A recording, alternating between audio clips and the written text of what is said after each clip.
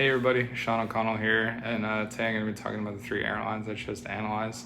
I chose Delta, American, and JetBlue, all three airlines that I've traveled on and have pretty good experiences with overall. So all these airlines have a lot of similarities, but are quite different in a way as well. So we'll start.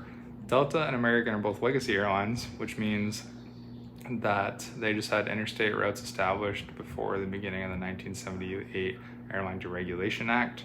All three of these airlines would classify as major airlines because I was reading the course module that prior to 2014 there'd be like a pyramid, and the top pyramid was $1 billion plus in revenue. After 2014, that just went from tier 1 to being classified as a major airline. So all three of these would meet that. Other similarities between Delta and American is that both have international route structures operating a fleet of large jets, but a large fleet type, everything from a 777 to A319. And they can provide passenger service, cargo service, or both simultaneously or independently. And they do that utilizing a hub and spoke route model where the network connects every location through an intermediary location called a hub, like Atlanta, for example, for Delta, and that allows them greater flexibility with their concentration of flows. Now going to Delta specifically is that Delta's business model focuses on attracting corporate travelers and shifting their cost structure from fixed to variable costs as much as possible, and you'll see what I mean here. So Delta, for example, buys used jets instead of new jets because it's a lower fixed cost to buy a used jet, and then because they maybe need more maintenance, the variable cost is higher, while other airlines are buying newer equipment, so their fixed cost is higher and variable cost is lower.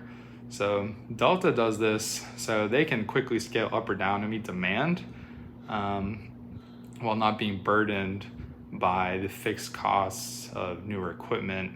And this gives them an advantage because they can reduce their operational risk in the event of rapid increases or decreases in volume. Pretty smart. Also, they operate their own fuel refinery, so while other airlines may be paying maybe $1 or $2 more per gallon of Jet A, they're paying less, and they have that price advantage over other airlines.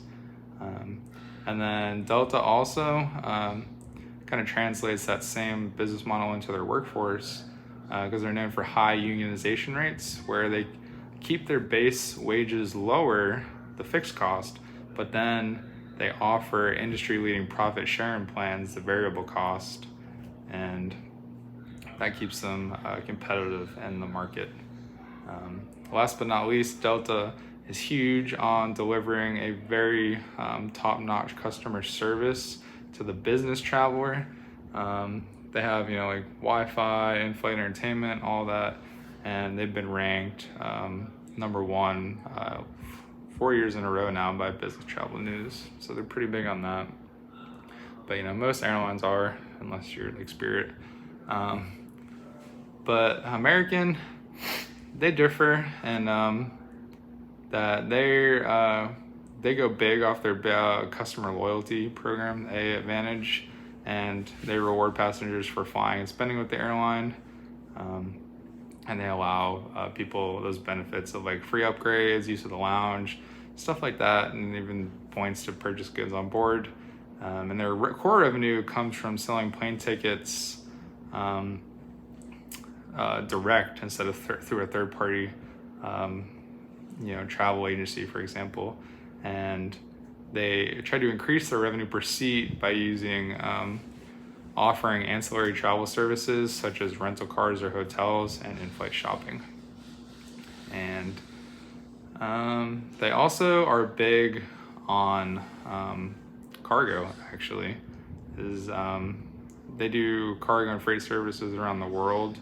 I know they put some on board with passenger flights, but during the COVID-19 pandemic, they were actually doing all cargo flights with no passengers on it to try to make more of a profit during that tough time. So that's kind of some of the stuff about American. And then going to JetBlue, they're in a whole nother ball league.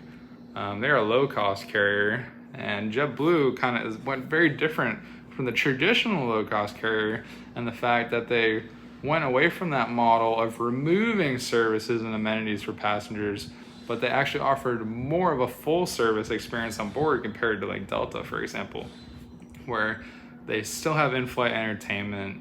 One of the only airlines to offer free Wi-Fi.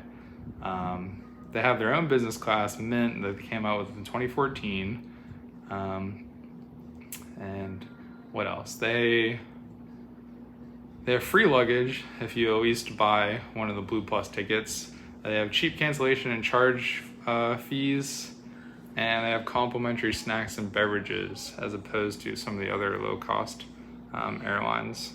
And because of this, this obviously appeals to passengers greatly. It's allowed them to enter territory of larger airlines and generate industry-leading margins with their business model. And that's what it was, is their business model was to create a cost structure that would support low fares without lowering service standards, and it's been really successful for them. And even their fleet type, they have the A320, A321, and the Embraer 190, but just having that consistent fleet type, with them, it enabled them more efficient routes, maintenance, and crew scheduling, similar to what Southwest did with the 737. And and they've also, last but not least, they offer the point-to-point model, which connects directly to a set of locations without any interruption of services, even if the route itself may not be direct. And they've done a really good job in offering like a full-service airline while reducing the costs for passengers. And it's become very popular for that reason.